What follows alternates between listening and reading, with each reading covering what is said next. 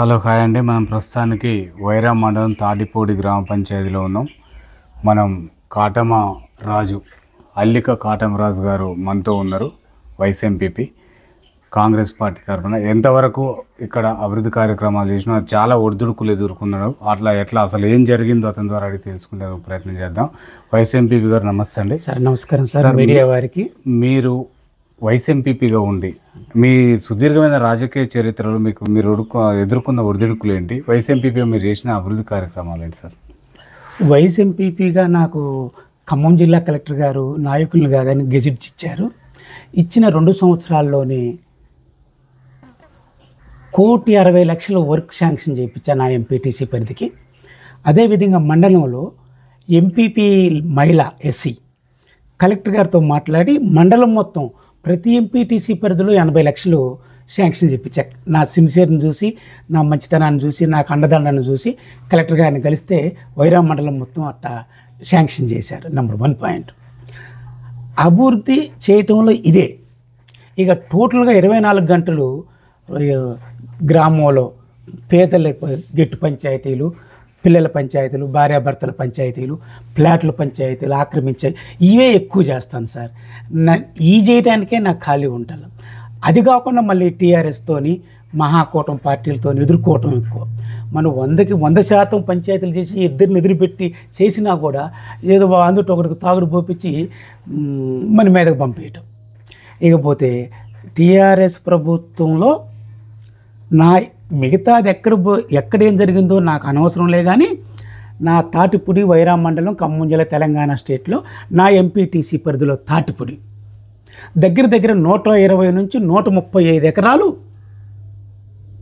అక్రమంగా పాస్ పుస్తకాలు చేయించుకున్నారు టీఆర్ఎస్ ప్రభుత్వ పెద్దలు అండదండలతో. ఇవాళ అవి కూడా ఎవరో భూస్వాములయో ఇంకొకళ్ళయో కాదు, పంచరాయులు. ఇందరమ్మ ఆనాడు మనం బుట్టకు తెలికి ఇందరమ్మ పట్టాలు ఇచ్చింది, ఎకరం 6 ఎకరం 30 అలాంటి మొత్తం ఆక్రమించుకొని పాస్ పుస్తకాలు చేయించుకున్నారు. పెద్ద రైతుల ఏం పాస్ పుస్తకాలైనవి.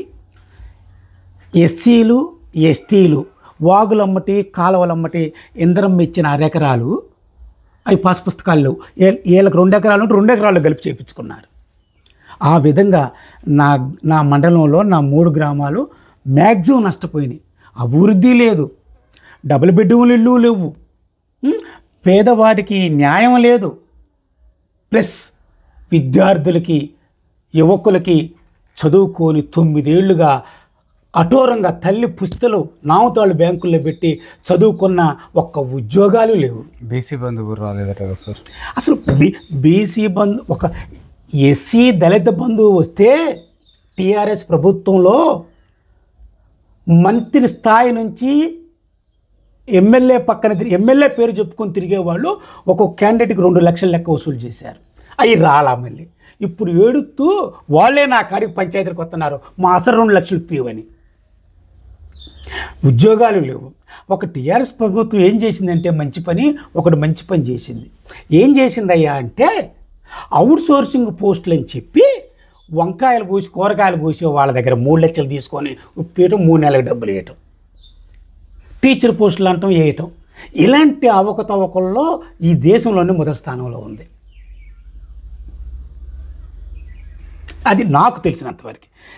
9 ఏళ్ళు పరిపాలించిన తెలంగాణ ప్రజలు కొట్టుమిట్లాడుతున్నారు. ఆనాటి ఇందిరాగాంధీ కూడా ఇవ్వలేదు అని తల్లి సోనియా గాంధీ, మీరా కుమారి, బీజేపీ నాయకురాలు మహానుభావ తల్లి ముగ్గురు కలిసి లైట్లు బంద్ చేసి తీర్మానం చేసి తెలంగాణ ఇస్తే అసలు సమైక్య ఆంధ్ర వైఎస్ రాజశేఖర్ రెడ్డి గారు ముఖ్యమంత్రి అయినప్పుడు అడిగినోళ్ళ కల్లా ఇంద్రం మిల్లు రోడ్లు జరిగినాయి, అభివృద్ధి అయింది. కానీ మన తెలంగాణ వాడు వచ్చినాక మన ఎదవతోనే మనం చెప్పులతో తనులు తింటున్నాం. తెలంగాణ వచ్చినాక అప్పులు పాలైన, ఉద్యోగాలు లేవు, ఇల్లు లేవు, దోసుకుతున్నారు తెలంగాణ టీఆర్ఎస్ కేసీఆర్ కుటుంబం. వాడితో పాటు వాడమ్మడి కాకాలు పట్టే ఎమ్మెల్యేలు, మంత్రులు. అసలు సమైక్య ఆంధ్రాలో అభివృద్ధి జరిగింది తెలంగాణ.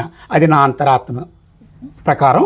మళ్ళీ ఈ 14 నెలల్లో కొంచెం 2 కాళ్ళు ఇరిగిన రాష్ట్ర బడ్జెట్ది రేవంత్ రెడ్డి వచ్చి తెలంగాణ క్యాబినెట్ వచ్చి ఒక కాలు మీద నిలబడి ఒక కుంటి కాలుతోనే అన్ని సరిదిద్దుతుండు Revanth Reddy. As a best సీఎంగా పర్వాలేదు కాంగ్రెస్ సీఎం రేవంత్ రెడ్డి గారు.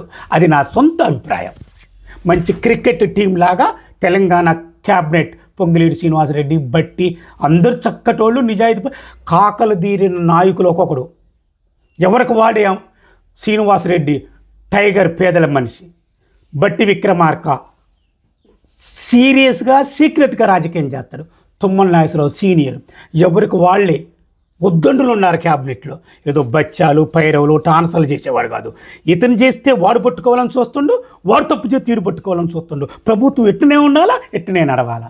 ఏ కాన్స్టిట్యున్సీకి ఆ కాన్స్టిట్యున్సీ మీరు చూసుకోండి. ఒకరి కాన్స్టిట్యున్సీలో కాలు పెట్టొద్దని సోనియా గాంధీ, రాహుల్ గాంధీ, ఖార్గే, రేవంత్ రెడ్డి చెప్పింది. ప్రస్తుతానికి పాత కాంగ్రెస్ పార్టీ వేరు, పాత రోజులు వేరు. ఇప్పుడు కాంగ్రెస్ పార్టీ వేరు, ఇప్పుడు రోజులు వేరు. ఎట్టున్నా ఒక కాలు మీద నిలబడి సర్దిద్దుతుంది కాంగ్రెస్ పార్టీ. పర్వాలేదు తెలంగాణ రాష్ట్రం. అది నా సొంత అభిప్రాయం. ఓకే సార్, ఇక్కడ పువ్వాడ అజయ్ కుమార్ గారు మంత్రిగా ఉన్నారు సార్ గతంలో బీఆర్ఎస్ పార్టీలో. అప్పుడు ఎలా ఉంది సార్ అభివృద్ధి కార్యక్రమాలు ఏ విధంగా చేసిండు? సరే, మనం ఉన్నది చెప్పపోతే రాజకీయాల పదవికి వాల్యూ ఇచ్చినట్టు కాదు. మీరు అంత దూరం నుంచి వచ్చినందుకు మీకోసమైనా చెప్పాలా. పువ్వాడ అజయ్ కుమార్ అనే అతను మండలానికి ఇద్దరిని పెట్టుకొని కౌన్సిలర్కి ఒక ఖమ్మంలో ఒక 10 మందిని ఏర్పాటు చేసి ఫ్లాట్లు ఆక్రమించటం, బెదిరించి డబ్బులు తీసుకోవటం, పోలీస్ శాఖలందరినీ అతనికి కావలసిన వాళ్ళని వేయించుకోవటం చేస్తే, ఈడు నా ఫ్లాట్లో నేను ఖమ్మం పోయింది అనుకో, అక్కడ బెదిరించటం, డబ్బులు వేయటం, ఆక్రమించటం. ఇక మండలాల్లో ఏ పని చేసినా డబ్బులే, ఏ వర్క్ వచ్చినా ముందు డబ్బులు వేయటమే.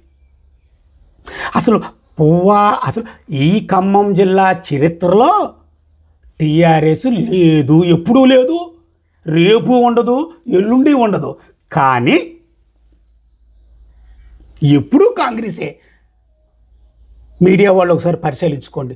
ఏదో బొట్టిని వెంగళరావు గారి కొడుకు లాంటోడు ఎవడో ఒక్కటి వస్తుంది జిల్లా మొత్తం మీద.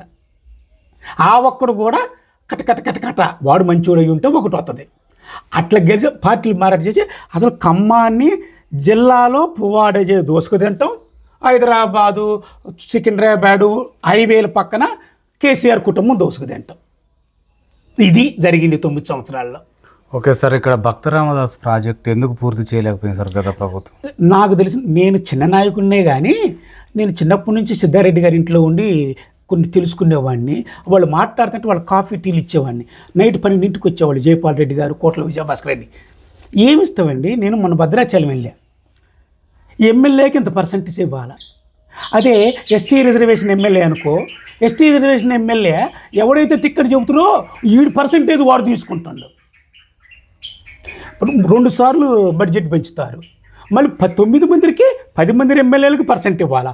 10 మందిలో ఎస్టీ ఎమ్మెల్యే అనేవాడికి లేదు. ఇప్పుడు వాళ్ళు ఉన్నారు, నీలాంటినే తెలుగు కల్లోడికి 10 రూపాయలు వస్తున్నాయి, వాళ్ళకి రూపాయలు ఏదో అన్నం పెట్టంటే ఇవ్వకపోయటం. అంటే ఎమ్మెల్యేల పరిధిలో చెప్తున్నా, మీడియా విషయం అని కాదు. మంత్రుల్లో 50% తింటున్నారు. ఇక ఎన్నిసార్లు వేసినా ఏమవుతుంది?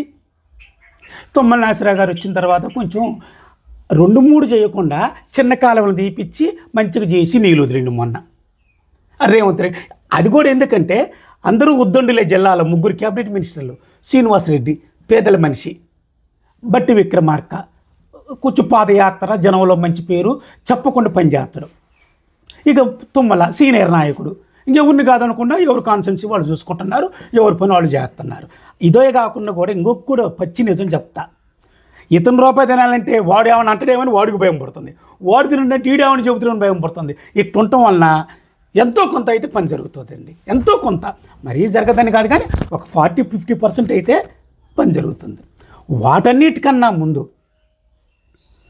కాంగ్రెస్ పార్టీ నా సోదరి, తెలంగాణ రాష్ట్రంలో మహిళా సోదరి, నా తల్లి కానీ నా సోదరి కానీ, ఒక ఆడపడుసు పొద్దున్న లేచినాక ముఖం కడుక్కోగానే గ్యాస్ వెలిగి టీ పెట్టుకోవాలంటే 500 రూపాయల సిలిండర్, బియ్యం గడగాలి అంటే సాము మసూర, సోనా మసూర బియ్యం, గ్యాస్ సిలిండర్ వెలిగించేటప్పుడు ఇందరమ్మ, రేవంత్ రెడ్డి కాంగ్రెస్ పార్టీ, బియ్యం గడిగినప్పుడు సాము మసూర బియ్యం, ఇవన్నీ కట్టుకొని పిల్లకాడికో తండ్రి కాడికో పుట్టింటికో పోవాలంటే free bus.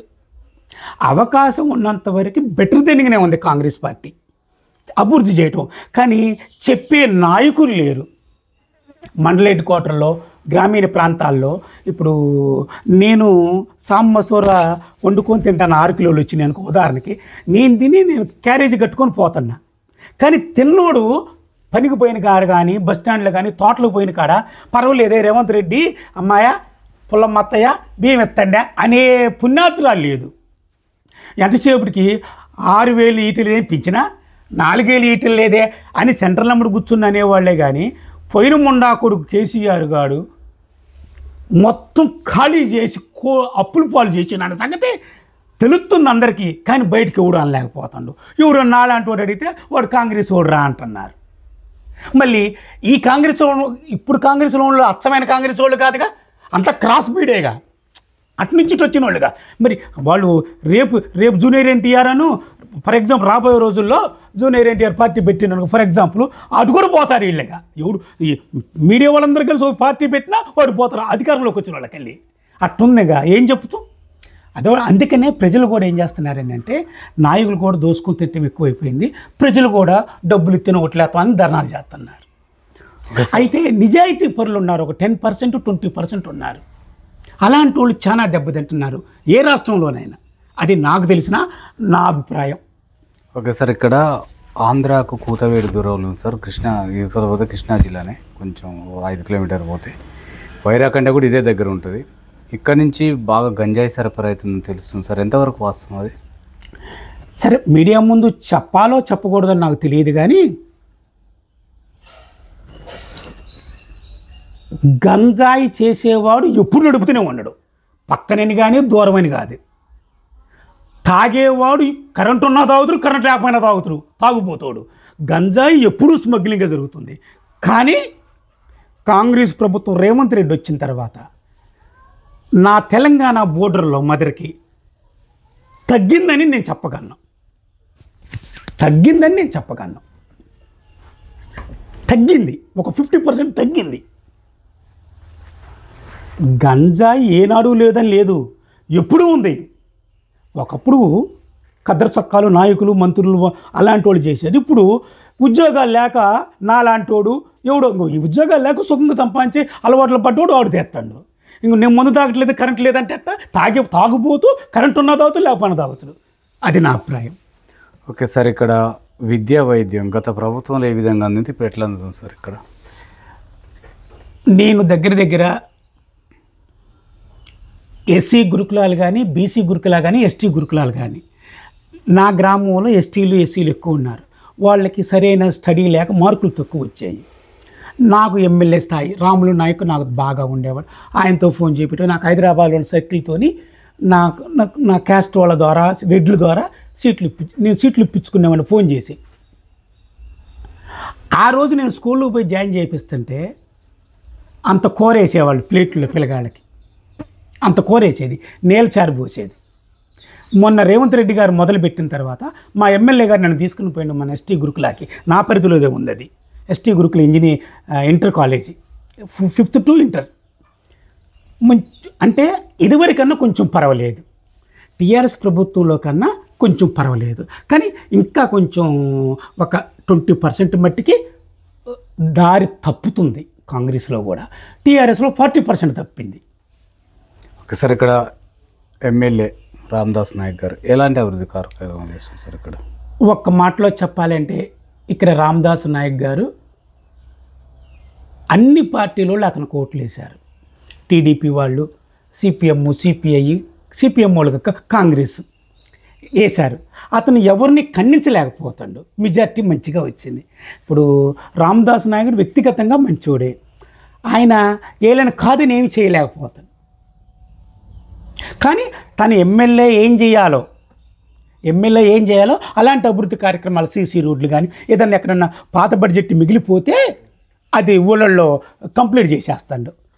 Very nice person Ramadas Nayak, very nice person, వివాద రైతుడు. ఓకే సార్, గిరిజనులకు ఎలాంటి అంటే వాళ్ళ హక్కుల కోసం ఎలా పోరాటం చేస్తుంది సార్ రామదాస్ నాయక్ గారు?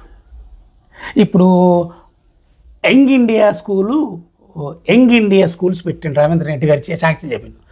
గడిచిన టీఆర్ఎస్ ప్రభుత్వం వాళ్ళు వాళ్ళ పొలాలు ఉన్నకెళ్ళి ఈ స్కూళ్ళు పెట్టారు.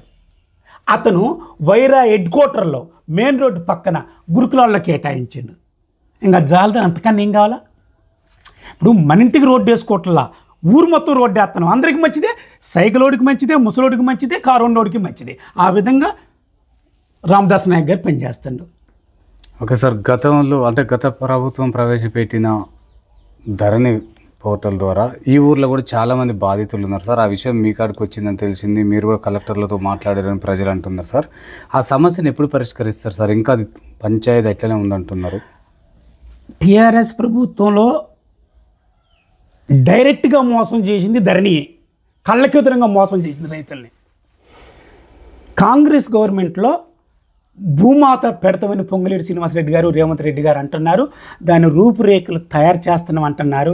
కానీ పెళ్ళిడు వస్తుంది వాళ్ళు చెప్పబట్టి.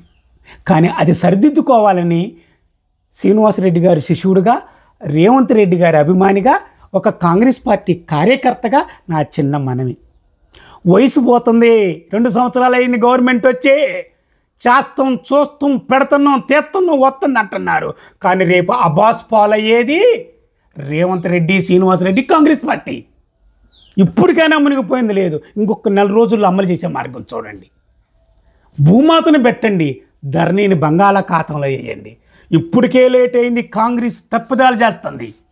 ఇకనన్నా 2 నెలలకు పెట్టినా కూడా పేద ప్రజలు భూమాతం అన్న బయటపడతారు. జెడ్పీటీసీ, ఎంపీటీసీ, మున్సిపల్ ఎలక్షన్స్లో న్యాయం జరిగిద్ది. ఓటు ద్వారా న్యాయం జరిగిద్ది, ఓటు ద్వారా కాంగ్రెస్ పార్టీకి. ఇప్పుడు నిన్నటిదాకా నాయకులు రాష్ట్రాలకి సరిదిద్దుకోవటం, క్యాబినెట్ సరిదిద్దుకోవటం అదే సరిపోయింది. గ్రామాల్లోకి రావట్లా, వచ్చిన 1 సారి 2 సార్లు వచ్చిపోతున్నారు. కార్యకర్తను కలవట్లా, కలవపోయిన బాధలా. గాలి వచ్చినప్పుడు గాలిలోనే పని చేసినోడు గెలుతుడు, గాలిలో పని చేయలేదనుకో ఓడిపోతాడు. వేవ్ వచ్చింది. టీఆర్ఎస్ అరాచకాన్ని తీసేయటం కోసం చేతి గుర్తు కొట్టేశారు. ఇవాళ రామదాస్ నాయక్ ఉన్నాడు, మేము రాత్రి బొగుళ్ళు సీక్రెట్గా ఓటింగ్ వేయించినాం. మరి బట్టి తుమ్మలనాశనం అంత మెజార్టీ వచ్చింది మన రామదాస్ నాయక్కి. ఆయన ఖర్చు కూడా మామూలుగా పెట్టిండు. అంటే దాని విషయం అని కాదు, మీ బట్టికి వచ్చినంత మెజార్టీ వచ్చింది రామదాస్ నాయక్ వైరా నియోజకవర్గంలో. అంటే బట్టి స్థాయి ఎక్కడ, రామదాస్ స్థాయి ఎక్కడ? అది మనం కొన్ని కామన్గా చేసే పనులు చేస్తే ఒక 10%, 6% ఆటోమేటిక్ పడతాయి ఓట్లు. అది ఎవడు చెప్పవసరం, ఎవడు నువ్వు డబ్బులు అవసరం వల్ల చెప్పవసరంలా. ఇప్పుడు ఆరోగ్యశ్రీ 10 లక్షలు పెంచారు. అది నాలాంటి ఏదైనా జబ్బు వస్తే ఒక 3 లక్షలు వచ్చినా, 3 లక్షలు వచ్చినా నా పిల్లగాడికి 3 లక్షలు వచ్చినాయా, ఆలయం వాడు చెప్పేది ఏందా, ఈడు చెప్పేది ఏందా, హస్తం గుర్తుకొని లోపల బెగ్గుతున్నారు. అటు కొన్ని అంటే మనం చెప్పే అంత టోలం కాదులే, కానీ టోటల్గా పర్వాలేదు. ఇకపోతే బట్టి గారు ప్రభావం కానీ, అభివృద్ధి కానీ, వేవ్ 1 సైడ్ కానీ మదర్ నియోజకవర్గానికే సరిపోతుంది తప్ప మిగతా చోట్ల ఆయన ఏమో అంటుకోవట్లా అభివృద్ధి గురించి. ఇది ఓపెన్గా చెప్పగలను. ఓకే సార్, ఇప్పుడు మీరు కూడా ఒక బీసీగా సార్, బీసీ వర్గీకరణ పైన 42% రిజర్వేషన్ అమలు అవుతుందని అంటున్నారు సార్. ఇది ఎంతవరకు సక్సెస్ అవుతుంది అంటారు సార్? అంటే నాకు తెలిసినంతవరకు ఏంటంటే, ఇన్ని సంవత్సరాలు బీసీలు ఓట్లు వేయించుకొని బీసీని వాడుకున్నారు. ఏ నాయకుడు దాన్ని ముందలు పెట్టలేదు. 45% ఉంటుందా, 46% ఉంటుందా, ఉండాలా అన్న మహానుభావుడు ఎవడూ లేడు. కానీ 42% అయినా ఇచ్చినందుకు ఒక బీసీ కార్యకర్తగా, ఒక ఇండిపెండెంట్ వైస్ ఎంపీపీగా అల్లిక కాటం రాజు అనే అతన్ని కాంగ్రెస్ పార్టీ కార్యకర్తగా 2 చేతులు ఎత్తి రేవంత్ రెడ్డి గారికి, కాంగ్రెస్ పార్టీకి, రాహుల్ గాంధీ గారికి తల వంచి నమస్కరిస్తున్నా. బీసీ డిక్లరేషన్ సభ పెట్టిన సభకి యాలివి తెచ్చినంత రేవంత్ రెడ్డికి, రాష్ట్ర క్యాబినెట్కి 2 చేతులు జోడించి నమస్కరిస్తే తల వంచి మన రాహుల్ గాంధీ గారికి పాదాభివందనం చేస్తున్నా కాంగ్రెస్ పార్టీకి.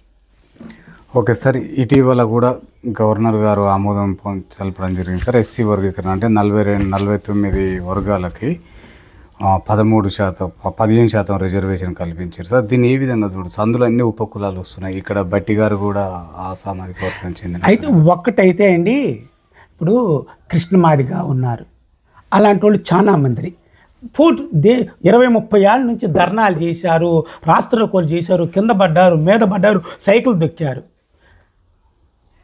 అసలు ఇచ్చినోళ్ళు లేడు, చెప్పినోళ్ళు లేడు, తీర్మానం చేసినోళ్ళు లేడు. కాంగ్రెస్ పార్టీ నీకు ఇంత ఇస్తున్నాం ఉపకులాలకి అంటే ఉపకులాలు 18 ఉన్నాయి, 32 ఉన్నాయి, 42 ఉన్నాయి. ఇచ్చింది ఇదిగా. అసలు ఇదివరకు ఇచ్చిన మొండా కొడుకులే లేరుగా. సంతోషపడాలి నా దళిత సోదరులు. ఇప్పుడు ఇంతకుముందు మాడిసిరికారం కూడా లేదండి. ఇవాళ పచ్చి పులుసు పోసి మంచిగా ఇస్తాడు రేవంత్ రెడ్డి. సాలదాయంగా ఇప్పుడు ఎంతమంది ఉపకులాలు ఉన్నా ఆ ఉపకులాల్లో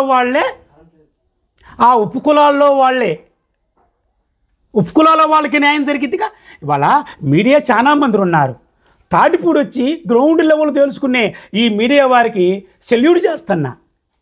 పూటకొక గంటకొక ఛానల్ పడుతున్నాయి. మరి ఏ ఛానల్ రాలేదే, ఏ మీడియా రాలేదే?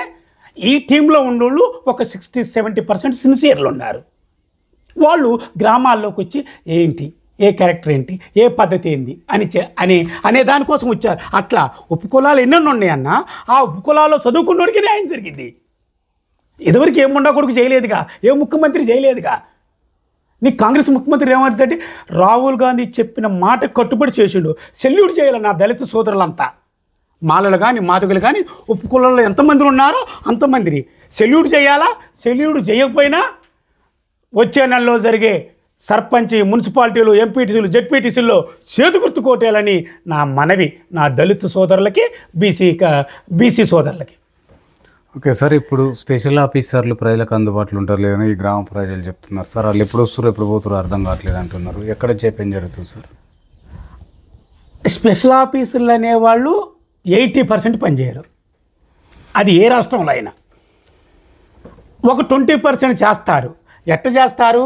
ఆ స్థానిక ఎమ్మెల్యే చెప్పినట్టు చేస్తారు. 20%. 80% జరగట్లేదండి గ్రామాలలో. నా ఊళ్ళో కూడా అంతే ఉంది. ఏ రాష్ట్రంలోనైనా స్పెషల్ ఆఫీసర్లు 80% పని చేయరు. 20% చేస్తారు. 20% మీరు ఎమ్మెల్యే అయితే నువ్వు స్పెషల్ ఆఫీసర్ నేర్పించుకుంటూ నువ్వు చెప్పినట్టు చేస్తారు 20%. నాకు తెలిసిన నిజం ఇది. నా ఊర్లో కూడా ఏదో జరుగుతుంది.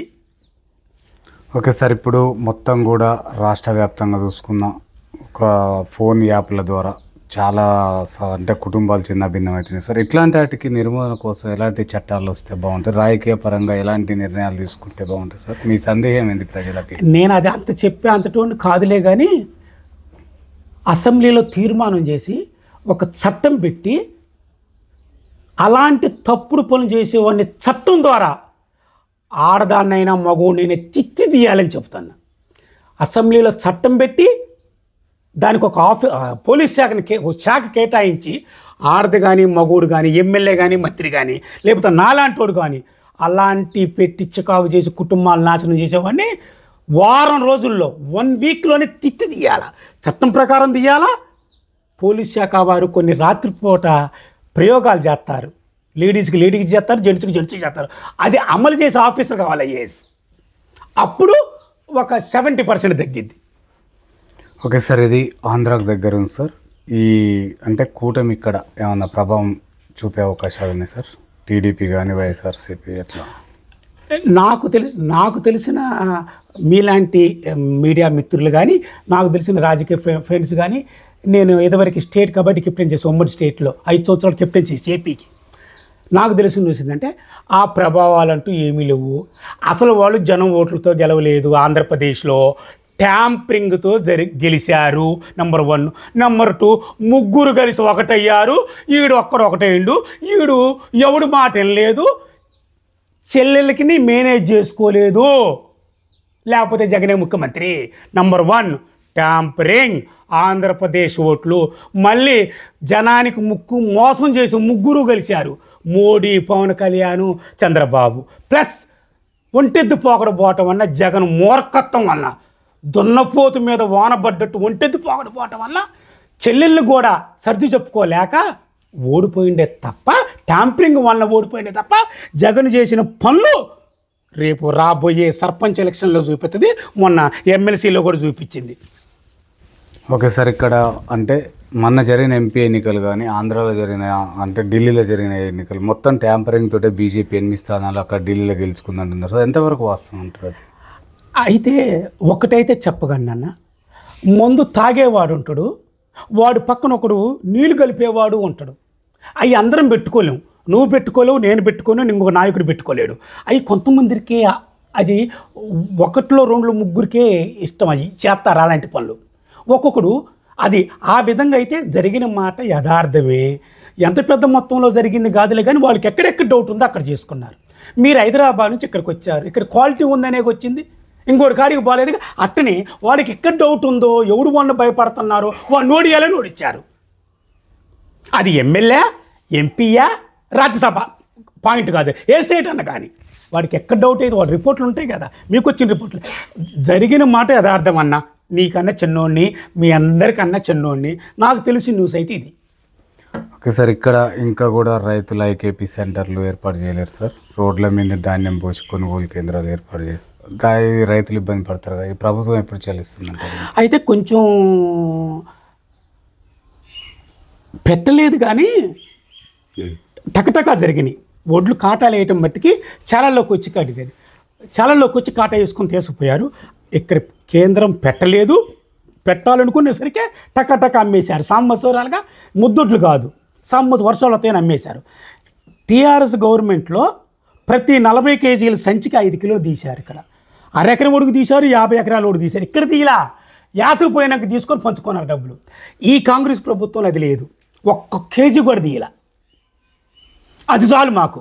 వాడు ఐకేపీ పెట్టినా పెట్టపోయినా పెట్టారు, కానీ తక్కువ పెట్టారు. 100 పెట్టే కాడ 40 పెట్టారు, 40 పెట్టే కాడ 20 పెట్టారు. కానీ సాంబమసూరు ఎక్కువ 500 రూపాయలు బోనస్ ఇస్తానన్నారే, ఆ 500 కోసం ఉరుకులు పెట్టి కాటాలు వేశారు. రాసులు పోయేలా, ముద్దట్లేదు, రాసులు పోయాలా, ఆరాల. గవర్నమెంట్ కూడా సన్నబియ్యం వేయాలని టక్క కొనకపోయింది. టీఆర్ఎస్ గవర్నమెంట్లో అరెకరం వేసినోడికి 40 కేజీల బ్యాగులు 5 కిలోలు లెస్ చేశారు. ప్లస్ ఇప్పుడు కాంగ్రెస్ గవర్నమెంట్లో ఒక్క నా మండల పరిధిలో, నా ఎంపీటీసీ పరిధిలో పలాని భద్రయ్య రైతు 2 కిలోలు తీశారని ప్రూఫ్ చెప్పివను, పలాని ఎల్లమ్మని అనమను, రైతు వారీగా. అది జరగలే ఈ గవర్నమెంట్లో. అదొకటి సంతోషపడ్డామండి. అది నేను అడుగుతా, ఎంక్వైరీ చేస్తాను. నేను కాంగ్రెస్ పార్టీ అయినా తప్పు చేస్తే మాట చెబుతాను, నా ఖండిత డైరెక్ట్గా ఎమ్మెల్యే గారిని అడుగుతా. ఓకే సార్, ఇక్కడ అంటే రానున్న అంటే వచ్చే 2 నెలల్లో ఎన్నికలు రాబోతున్నాయి సార్. ఓటు అంటే చాలా పవిత్రమైనది, విలువ కలది. దాన్ని నమ్ముకోవడం కోసం చాలామంది ప్రయత్నం చేస్తారు సార్, మద్యానికి కానీ మనకి కానీ. ఆ నిర్మూలన కోసం ఓటర్లు ఎలాంటి చైతన్యం తీసుకొస్తే బాగుంటుంది సార్? రారండి జనం, మీకు నిజం చెప్పాలి. ఏదో కెమెరా ముందు కూర్చొని చప్పట్లు కొట్టడం చెప్పలేము, కానీ రాను డబ్బులు పెరుగుతాయి తప్ప 500, 800, 1000, 1500, 3000 అంటే పెరుగుకుంటూ పోవటం తప్ప నీ వల్ల నా వల్ల కాదు. అది ఎవడని చెప్పినా యదవతనం అయింది. ఓకే సార్, ఫైనల్గా గత ప్రభుత్వంలో బెల్ట్ షాపులు చాలా ఉన్నాయి సార్, మీ పరిధిలో కూడా చాలా ఉన్నాయి, నేను చూసుకుంటూ వచ్చినాం సార్. ఇక్కడ అవి నిర్మూలన కోసం ఎవరి వల్ల కాదని అంటున్నారు. మీరు ఎలా దాన్ని నిర్మూలించడానికి ప్రయత్నం చేస్తారు సార్? అయితే నేను ఉప సర్పంచ్గా గెలిచినప్పుడు నా ఊర్లో సారా కొట్లు లేకుండా చేశానండి. ఎప్పుడు 10 years ఉప సర్పంచ్గా ఉండగా లేకుండా చేశా, 3 నెలలు లేకుండా చేశా.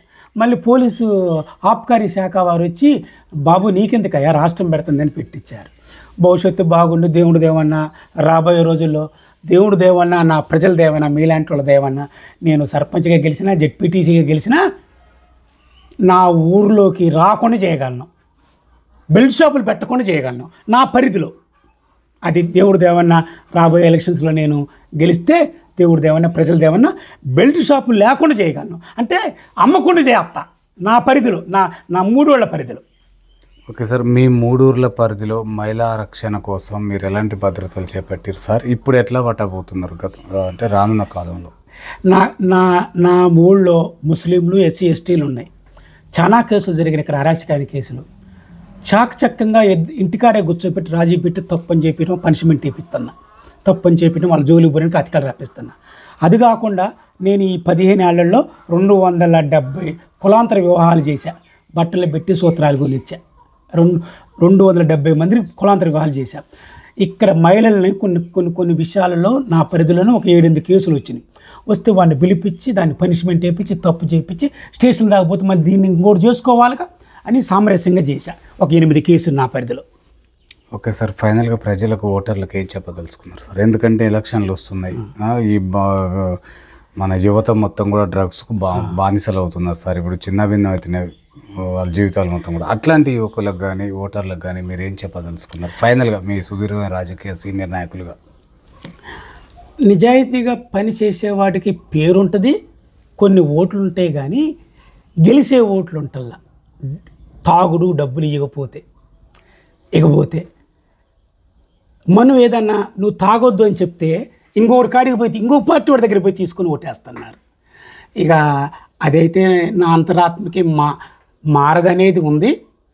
ఒకవేళ నాలాంటి వాళ్ళు జిల్లాలో ఉన్నారు నిజాయితీ పరులు, వాళ్ళు పోటీ చేసినప్పుడు మీకు మంచి వ్యక్తి పోటీ చేసిండు, కాటమరాజు నిజాయితీ పరుడు అంటేనే నేను పోటీ చేసి హస్తం గుర్తు మీద ఓటేయండి. అది నాకే కాదు, తెలంగాణ రాష్ట్రంలో ఎక్కడైనా నిజాయితీ పరులు పోటీ చేస్తే డబ్బులు లేకుండా మందు తీసుకోకుండా యూత్కి చూసిన నేను ఒక యూత్ అనుకోండి, ఇంకా ఏమన్నా అనుకోండిలే, కానీ 42 సంవత్సరాలు నాలాంటి నిజాయితీ పరులు ఎక్కడ ఉంటే మీ మనసుకి నిజాయితీ అనిపిస్తే అతను గుర్తు మీద ఓటేసి గెలిపివని కోరుకుంటున్నా. కానీ ఆ తాగుడు మందు డబ్బులు ఆపటం అనేది ఎవరి వల్ల కాదు. నేను ఇవ్వను అని అంటే అవతలకు పోయి తీసుకుంటాడు, మనం ఇవ్వను అనుకున్నా కూడా 3 దగ్గర తీసుకుంటాడు, దాన్ని ఎవడు ఆపలేము. ఇక మనం ఒకటే వాళ్ళ ఓటేసే పౌరులకి కాటమరాజు మంచోడు అనుకుంటే మీరు ఓటేయండి. అదేవిధంగా రాష్ట్రంలో ఎక్కడున్నా నిజాయితీ పరులు పోటీ చేస్తే వాళ్ళకి రూపాయి తీసుకోకుండా మద్యం తీసుకోకుండా ఈ ఛానల్ ద్వారాగా నా చిన్న మనవి మీ అల్లె కాటమరాజు యాదవ్, నిజాయితీ పరులు ఎక్కడ పోటీ చేసినా మద్యము డబ్బులు తీసుకోకుండా ఓటేయగలరని కోరుతున్నా. నేను కూడా నిజాయితీ పరులను మీ మనసుకు నచ్చితే ఈ 3 రోజుల్లో నన్ను రాబోయే రోజుల్లో నన్ను గెలిపించండి, సర్పంచ్గా కానీ జెడ్పీటీసీగా కానీ. ప్రజల దయ, దేవుడి దయ. Okay, thank you sir. Thank you sir. Press వాళ్ళకి, మీడియా వాళ్ళకి ప్రత్యేక నా సామాన్యమైన కుటుంబం. నేను, మా అమ్మ లేదు, మా నాన్న లేడు, చనిపోయారు. 15 సంవత్సరాల నుంచి ఇండిపెండెంట్గా గెలుస్తున్నా, ప్రజాసేవ చేస్తున్నా, 2 రాష్ట్రాల్లో పంచాయతీలు చేసిన. అది తెలుసుకొని మీరు హైదరాబాద్ నుంచి నా ఇంటికి వచ్చి నన్ను ఇంటర్వ్యూ చేసినందుకు నా సొంత అన్నల కన్నా మీ ఛానల్ దినదినం అభివృద్ధి చెందాలని కోరుకుంటూ ఈ అవకాశం ఇచ్చిన మీ అందరికీ మీడియా వాళ్ళు ప్రత్యేక ధన్యవాదాలు అన్న. ధన్యవాదాలు. రోజు దినం అభివృద్ధి చెందాలని మీ ఛానల్ దినం అభివృద్ధి చెందాలని. ఈ దేశంలో పెద్ద గొడవ అవుతుంది తెలుగు అనే దాని మీద. గొడవ కాకుండా తెలుగు ఛానల్ టీవీ అచ్చం స్వచ్ఛమైన తల్లి ప్రేమలాగా ఉండాలని, దినదినం అభివృద్ధి చెందాలని. జై Telugu TV. Thank you sir.